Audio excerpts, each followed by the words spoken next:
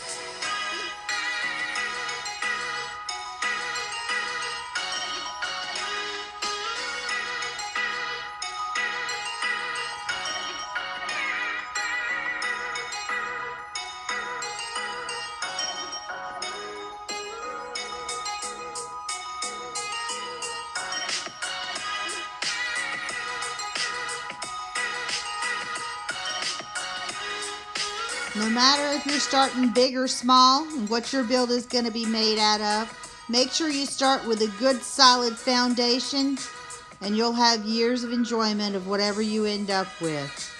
Ask for help when you need it, collect ideas and thoughts, lay it all out on paper or even in the space if you need to, so you can imagine your new space, how it will function, and the many uses that you can do with the same amount of space. You don't need something giant, and if you need a little more room, there's bigger ones. This one's got great built-in awnings already waiting for windows. There's lots of things and lots of ways to accomplish your goals. But the purpose of it all is to get out there and enjoy more freedom and have fun. This is our cargo trailer conversion that we built and customized and are still in the process of doing it to make it our own.